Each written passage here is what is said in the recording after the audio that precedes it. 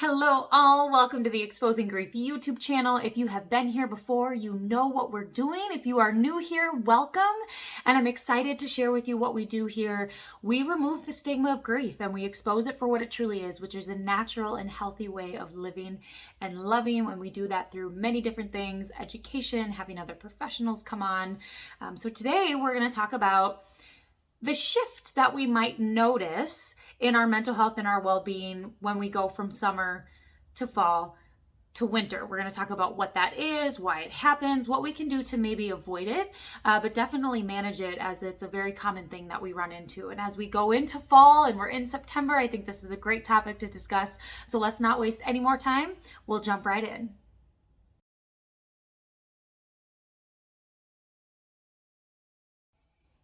I want you to take a minute and think back to last summer, which shouldn't be too challenging because it was just last month, but think back to last summer.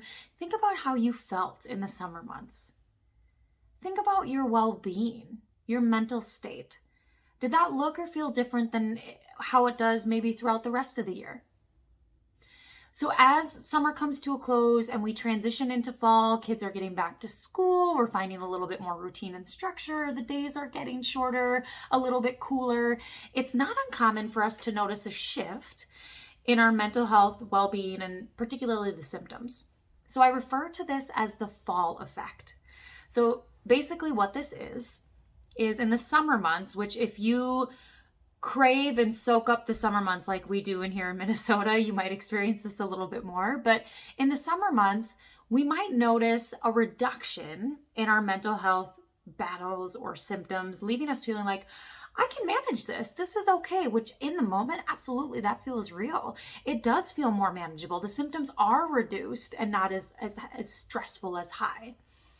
As we start to transition into fall, we might notice a shift in that, and the symptoms that were there prior to summer might start coming back in full force or starting to kind of sneakily creep up a little bit.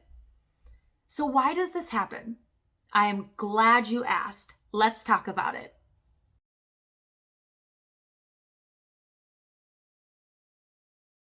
So why does the fall effect happen? Typically in the summer months, especially here in Minnesota, we spend more time outside, so we're getting more sunlight, more fresh air, which we know that's good for our physical and mental health. We may experience a higher level of freedom, particularly for those who are in the school setting, so teachers or students. We may experience less stressors. We may encounter less triggers to our symptoms. And again, that's not to say that the symptoms are totally absent or the mental health battles are totally absent in the summer. They're just less frequent and less intense. So then this leaves us feeling as though we have a higher ability to manage and maintain our symptoms. So then imagine the shock when fall and winter roll around and we're like, where did all these symptoms come from? I thought I was doing okay. I thought I was managing this. What happened to my ability to do my thing and maintain my mental health? So in hopes of lessening this shock, I want to provide you with a couple of tips on how to navigate the fall effect. Okay, we know what the fall effect is. We know why it happens. Now let's talk about some tips to help manage it, if not prevent the fall effect. So as we've been talking about, because the symptoms, our mental health symptoms, tend to be lower and more manageable in the summer, that leaves us feeling and thinking, well, gosh, I feel great. I think I'm going to pause therapy if you're in therapy, or I'm going to pause doing my exercises and all that kind of stuff, whether that's a conscious thought or not. And why wouldn't we, right? Typically, we think of using these therapeutic exercises, well-being exercises, therapy for times of distress, right? Oftentimes, yes. However, these things can also be really good for maintenance. So that's going to be tip number one. Tip number one to help manage and or prevent the fall effect is to continue to engage in therapy or whatever mental health exercise you're using at the time throughout the summer months, and just reduce the frequency if you want. You may find that you don't need it as frequently, and that's okay, but don't stop it altogether. And this is helpful for two reasons. One, this is going to allow you to stay on top of the coping skills that you're already using, so that if the symptoms do resurface in the fall and winter, you're going to be able to go right back to them and not have a transition period in how to manage with the symptoms, because that's already in your system. It's already habitual. Reason 2, or benefit 2, when our symptoms are lower and reduced, that actually allows us to get to the root contributors to our symptoms, right? So if I have a root cause of a loved one passing, and that's contributing to my symptoms of depression, when those symptoms of depression are lower, that's going to allow me to tap into my grief a little bit easier. So if those symptoms are lower in the summer, it's going to allow us to tap into the root cause a little bit easier, and then you'll have those skills and everything already ready to go.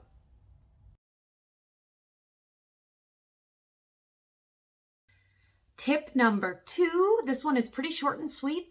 Maintain some sort of structure throughout the summer, especially for those within the school system, so those teachers and those students.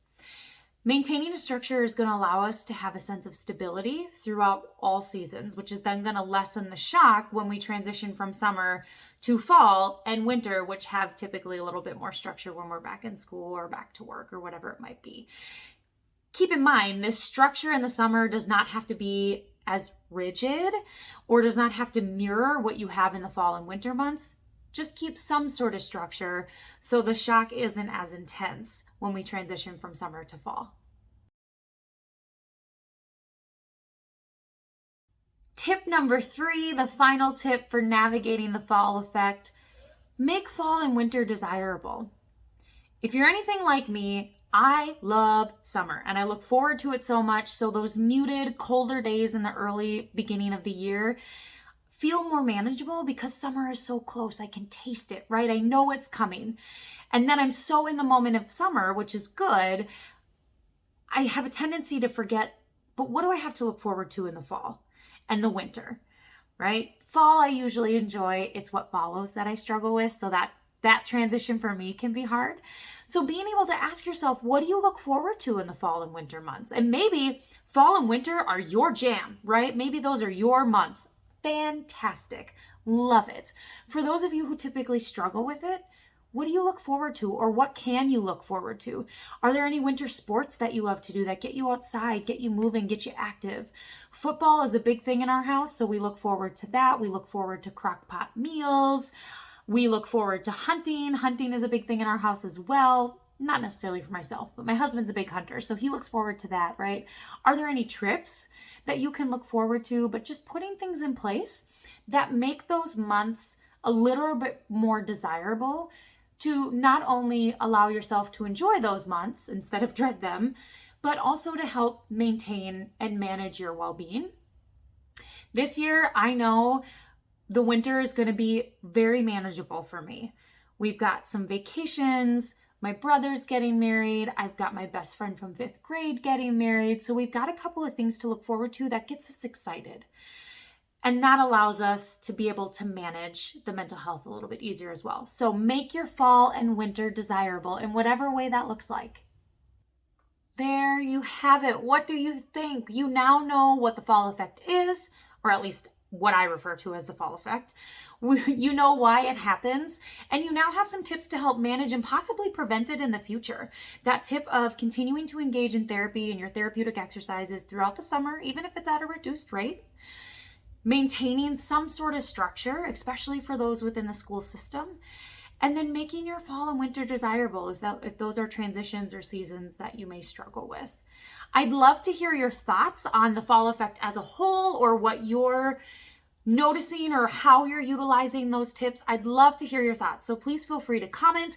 You can also follow me on Instagram at Best Self Therapy or at exposing_grief. I want to hear from you. You are all the reason why I do what I do. So I'd love to hear how this is helping you and how this is changing and shifting your world, if at all. If you have not subscribed to the YouTube channel, please be sure to do that so you don't miss any other content coming.